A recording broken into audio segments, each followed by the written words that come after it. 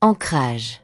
Si tu t'intéresses à la spiritualité, si tu passes beaucoup de temps à explorer tous les sujets qui s'y rapportent, ou à t'exprimer souvent à ce propos sous quelque forme artistique que ce soit, tu peux courir le risque d'une forme d'hyperconnectivité spirituelle. Si tu te reconnais dans ce profil de personnalité hyper connectée, la carte de l'ancrage, que représente le chêne abondamment feuillu et pourvu de racines profondes, est là pour t'alerter. Pourquoi?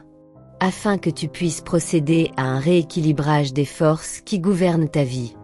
La spiritualité est évidemment quelque chose d'important dans l'existence de chacun, car plus on est connecté à l'univers, plus on est à même de reconnaître les signes et synchronicités divines qui nous sont envoyés pour éclairer notre chemin de vie.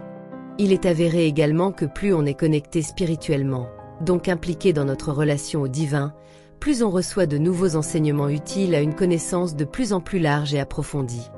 Cependant, comme en tout autre domaine de notre vie, la bonne mesure est nécessaire pour un juste équilibre de notre être, pour nous-mêmes, ainsi que pour des relations saines et apaisées avec les autres. Quand sait-on que l'on a dépassé la limite? Lorsque notre hyperconnectivité nous coupe de notre environnement et de nos relations avec les autres.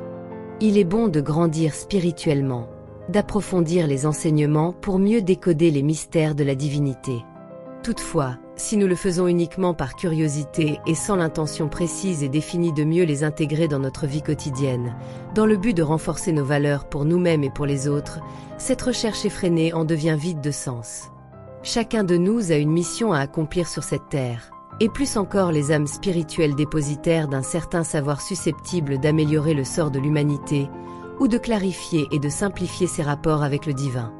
En effet, si après avoir compris quelque chose de nouveau et de particulièrement signifiant en matière de spiritualité, l'on se contente ensuite de garder cette information pour soi sans même tenter de l'appliquer à son quotidien, et encore moins de la partager avec les autres, à quoi cela peut-il bien servir?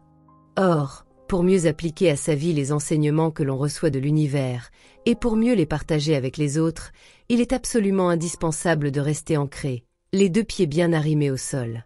Autrement dit, il est tout à fait possible d'avoir la tête dans les nuages tout en gardant les pieds sur terre. Cet équilibre est même absolument indispensable, car si l'on ne veille en permanence à le maintenir, on court le risque, non seulement de s'isoler des autres, mais cet isolement poussé à l'extrême, d'en perdre la raison. En effet, nous les humains, nous sommes faits pour vivre sur Terre.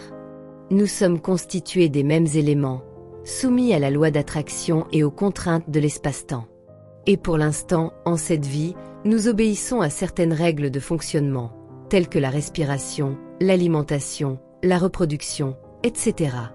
Il nous faut donc bien utiliser nos fonctions vitales présentes telles qu'elles sont censées l'être. Le rôle de la spiritualité est seulement de donner plus de sens et de profondeur à ce que nous faisons, que ce soit pour notre bien-être personnel ou celui de ceux avec lesquels nous sommes en relation.